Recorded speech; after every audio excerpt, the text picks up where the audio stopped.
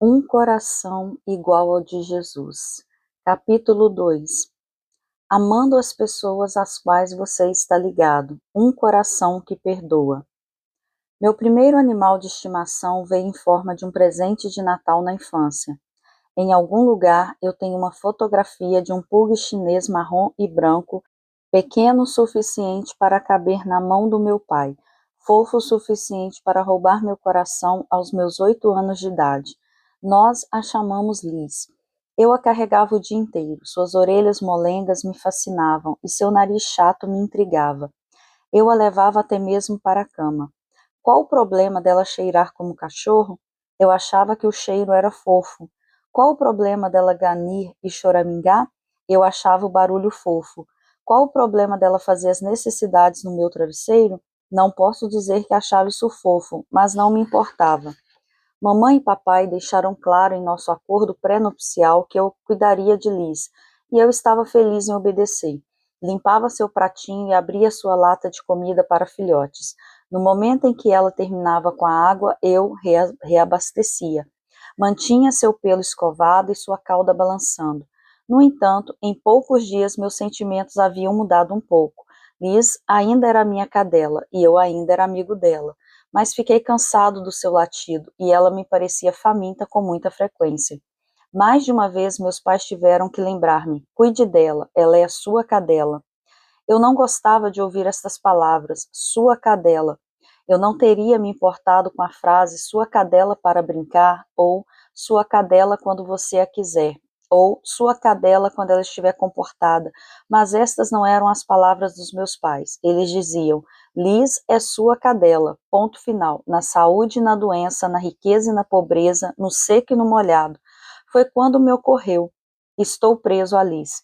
O namoro havia acabado e a lua de mel havia terminado. Estávamos mutuamente amarrados.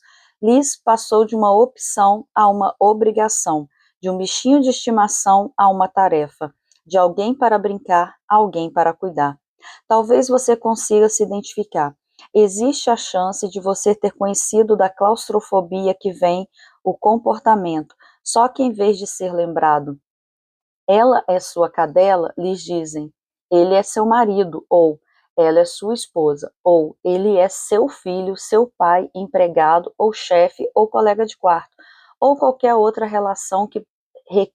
relação que requeira lealdade para sobreviver. Alguns decidem fugir do relacionamento e começar novamente em outro lugar, embora sejam frequentemente surpreendidos quando a condição também aparece do outro lado da cerca. Outros lutam, a casa se transforma em zona de combate e o escritório se torna um ringue de boxe, e a tensão se torna forma de vida. No entanto, poucos descobrem outro tratamento, o perdão. Meu manual não tem modelos de como acontece o perdão, mas a Bíblia tem. O próprio Jesus conhecia o sentimento de estar ligado a alguém. Por 3 anos, ele andou com o mesmo grupo. Geralmente, via a mesma dúzia de rostos sentados à mesa, em volta da fogueira, ininterruptamente. Tomavam os mesmos barcos e andavam pelas mesmas estradas e visitavam as mesmas casas. E eu me pergunto, como Jesus se manteve tão devoto aos seus homens? Ele não apenas tinha que lidar com suas estranhezas visíveis, como também com suas fraquezas invisíveis. Pense sobre isso. Ele podia ouvir seus pensamentos não ditos, conhecia suas dúvidas pessoais. Não apenas isso, ele sabia quais seriam suas dúvidas futuras.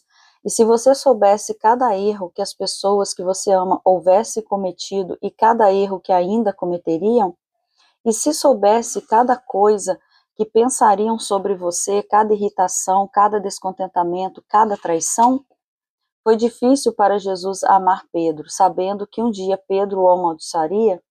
Foi difícil confiar em Tomé, sabendo que Tomé questionaria a ressurreição de Jesus?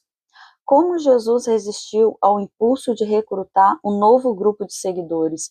João queria destruir o inimigo.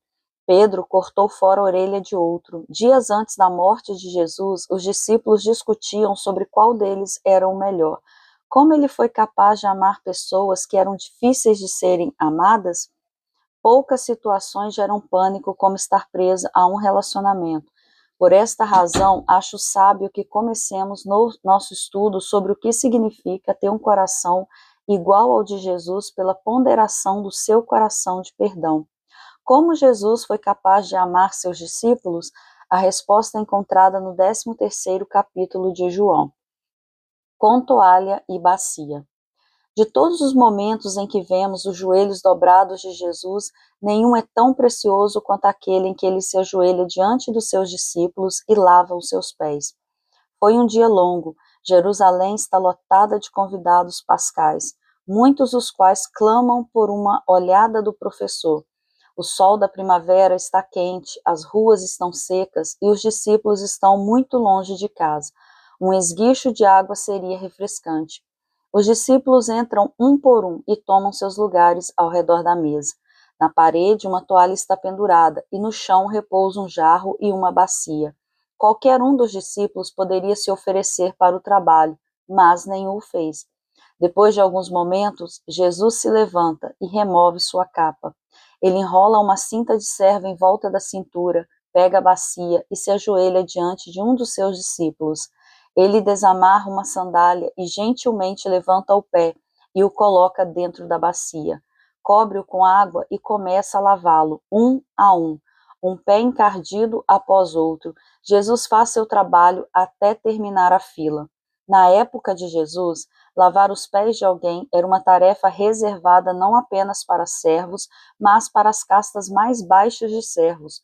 Todo círculo tem a sua ordem hierárquica, e o círculo dos trabalhadores domésticos não era diferente. Era esperado que o servo da base da pirâmide estivesse de joelhos com a toalha e a bacia. Você pode ter certeza de que Jesus conhece o futuro destes pés que ele está lavando. Estes 24 pés não passarão dias seguintes seguindo o Mestre, defendendo sua causa. Estes pés correrão por segurança ao reluzir de uma espada romana. Apenas um par de pés não irá abandoná-lo no jardim. Um discípulo não irá desertar um Getsêmani. Judas não chegará sequer a ir tão longe. Ele abandonará Jesus nesta mesma noite à mesa. Procurei por uma tradução da Bíblia onde se lesse Jesus lavou os pés de todos os discípulos, exceto de Judas, mas não consegui encontrar uma. Que momento apaixonado, aquele em que Jesus silenciosamente ergue os pés do seu traidor e os lava em uma bacia. Dentro de algumas horas, os pés de Judas, lavados pela bondade daquele que ele trairá, estarão na corte de Caifás. Eis o presente que Jesus dá aos seus seguidores. Ele sabe o que estes homens estão prestes a fazer. Ele sabe que estão prestes a encenar o ato mais hediondo de suas vidas. Pela manhã, eles irão enterrar as cabeças na vergonha e olhar para os pés com repugnância. Quando fizerem isso, ele quer que eles se lembrem de como ele se ajoelhou diante deles e lavou seus pés. Ele quer que percebam que aqueles pés continuam limpos. Você não compreende agora o que eu estou lhe fazendo, mais tarde, porém, entenderá. João 13, versículo 7. Extraordinário. Ele perdoou o pecado deles antes mesmo que o cometessem. Ofereceu misericórdia antes mesmo que o solicitassem. Da bacia da sua graça. Ah, eu nunca seria capaz de fazer isso, você contesta. A dor é muito intensa, as feridas são muito numerosas. Basta ver a pessoa que já me retraio. Talvez este seja o seu problema. Talvez você esteja vendo a pessoa errada. Ou pelo menos vendo muito da pessoa errada. Lembre-se, o segredo de ter um coração igual ao de Jesus é ter os olhos fitos nele. Tente olhar para longe daquele que o machucou e fixar os olhos naquele que o salvou. Pois bem, se eu, sendo o Senhor e Mestre de vocês, lavei-lhe os pés, vocês também devem lavar os pés uns dos outros. Eu lhes dei o exemplo, para que vocês façam como eu fiz. João 13, 14 e 15. Jesus lava os nossos pés por duas razões. A primeira é para nos dar misericórdia. A segunda é para nos transmitir uma mensagem. E esta mensagem é simplesmente: Jesus oferece graça incondicional. Nós temos que oferecer graça incondicional. A misericórdia de Cristo precedeu nossos erros. Nossa misericórdia deve preceder os erros dos outros. Aqueles no círculo de Cristo não tinham dúvidas do seu amor. Aquele em nosso círculo não deve duvidar do nosso. O que significa ter um coração assim?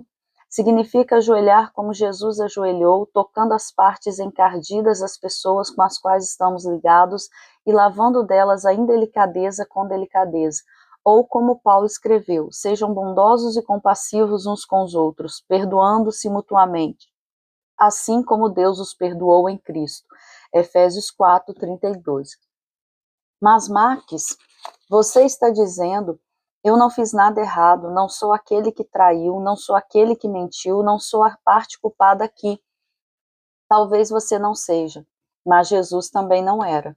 De todos os homens naquela sala, apenas um era merecedor de ter seus pés lavados, e ele era aquele que lavou os pés. Aquele que merecia ser servido, serviu os outros. A genialidade do exemplo de Jesus é que o peso da construção de uma ponte sempre cai em cima do mais forte, e não do mais fraco. Aquele que é inocente é aquele que faz o gesto. E você sabe o que acontece? Na maioria das vezes, se aquele que está do lado certo se oferece para lavar os pés daquele que está do lado errado, ambos se ajoelham. Não achamos todos que estamos certos? Logo, lavamos pés uns dos outros. Por favor, entenda. Relacionamentos não prosperam porque os culpados são punidos, mas porque os inocentes são misericordiosos. O poder do perdão. Recentemente compartilhei uma refeição com alguns amigos. Um marido e uma esposa queriam me contar sobre uma crise pela qual estavam passando. Por meio de uma série de eventos, ela ficou sabendo de um ato de infidelidade que ocorrera havia mais de uma década. Ele havia cometido o erro de pensar que seria melhor não contar para ela, então não contou. Mas ela descobriu, e como você pode imaginar, estava profundamente magoada. Seguindo as recomendações de um conselheiro, o casal largou tudo e viajou por vários dias. Uma decisão tinha que ser tomada. Eles se separariam, brigariam ou perdoariam. Então eles oraram, eles conversaram, eles caminharam, eles refletiram. Neste caso, a esposa estava claramente do lado certo. Ela poderia ter ido embora. Mulheres já fizeram isso com menos motivos. Ou poderia ter ficado e fazer da vida dele um inferno. Outras mulheres também já fizeram isso. Mas ela escolheu uma resposta diferente. Na 10ª noite de viagem, meu amigo encontrou um cartão sobre o travesseiro. No cartão estava impressa a frase: prefiro fazer nada com você a alguma coisa sem você. Embaixo da frase, ela havia escrito estas palavras: eu te perdoo, eu te amo, vamos seguir em frente. O cartão poderia muito bem ter sido uma bacia, e a caneta poderia ter sido um jarro de água. Para fora dela derramou misericórdia pura, e com ela a esposa lavou os pés do marido.